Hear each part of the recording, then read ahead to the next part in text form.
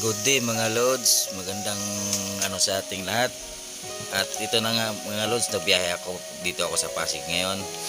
Pupunta po ako sa puntod ng manong ko kasi wala po ako nung nawala siya. At ito na nga mga Lods, dito na po ako sa sementeryo at ito na po yung niya. Dito siya nakalagay sa pinakababa. Yan mga Lods, wala kasi ako dito nung nawala siya kasi nasa probinsya ako. Ito mga Lods, pangalawang araw galing sa pag-uwi ko mga Lods, pinuntahan ko siya kasi nga wala nga ako at kasama ko yung asawa ko mga Lods. Dito kami sa sementeryo, dinalahan ko siya ng bulaklak at kandila lang mga Lods. Kasi medyo matagal na kami hindi nagkita mga Lods, taon din mahigit. Yun, medyo din nung pagkawala sa kanya kasi close ko kasi itong manong ko, yung kumbaga siyang ninong pati ng anak ko na bunso, halos yan ang nagpalaki mga Lods. Yung nagpapasama ako sa misis ko na samahan ako papunta rito sa Pasig para dalawin si manong. Ito na nga mga Lods, dito na ako sa yan, dalawa kami ng misis ko. Ayan mga Lods. Ayan mga Lods, kasi mga Lods, sa totoo lang close kasi kami nito kasi bawat uwi ko dito sa amin palagi po akong pupunta sa kanya, dadala ako ng pagkain para lutuin namin. Ayun, medyo nalungkot ako nung nawala siya. At ito na mga Lods, nagbiyahe na kami pabalik ng dito sa Antipolo, pero dito pa kami sa Pasig mga Lods. Medyo nga lang matraffic, medyo malayo pa ang aming babiyahin ng misis ko. Ito na medyo matraffic medyo dito sa Pasig kasi nga ngayon 23 medyo matraffic na siya kasi daming tao. Yun nga dito tapos yan, dumaan kami mga Lods sa Samgyupsal, Samgyupsal, sorry, sa Hapchan pala to na restaurant. Ito na nga mga Lods, dito na kami. Trinit ko rin yung misis ko para sa kasi kakauwi ko lang. Ito na mga Lods, dito kami sa Hapchan. Yan mga Lods, sa Hapchan. Ayan na mga Lods, namili na ako ng aming orderin kasi sabi ng misis ko, ako lang daw ang mamili kung ano ang gusto ko na pagkain.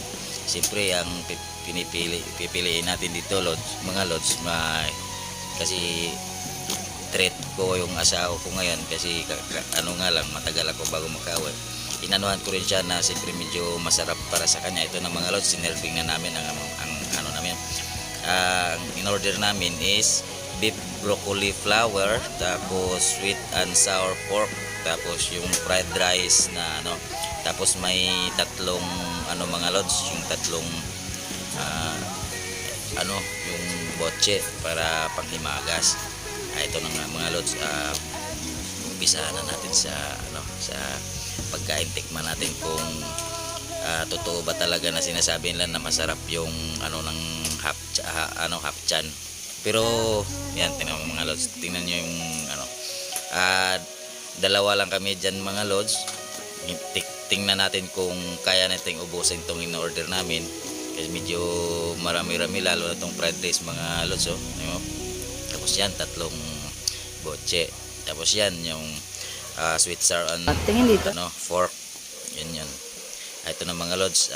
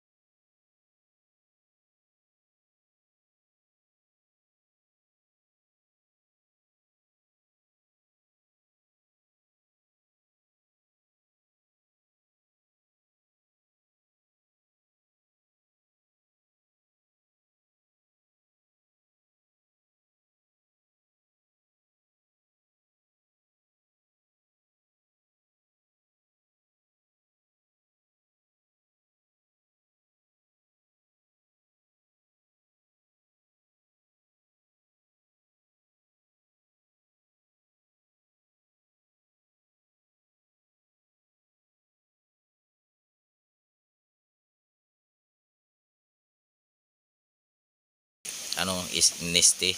Medyo busog na ako diyan mga lods, suko na ako diyan kasi nga sa sobrang daming sa totoo lang mga lods, hindi ko naubos yung pagkain diyan kasi hindi ko na talaga kaya sa dami kong nakain.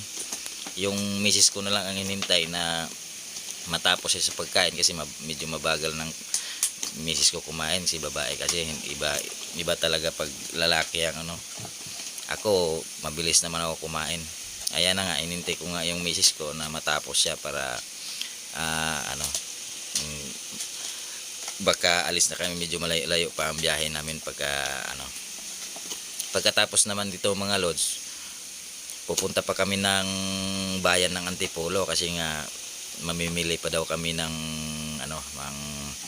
mga panghanda sa Pasko. Kahit papano maghanda tayo para yun naman talaga ang natin ang tradition natin na may kahit kunting handa lang, at least meron maano sa natin para sa ating pamilya. Yun naman talaga pag tuwing Pasko. Ayun na mga lods, nagantay ako sa misis ko na lang. Yan, painom-inom lang ako ng tubig mga lods kasi busog na ako. O yung mga lods, at maraming salamat.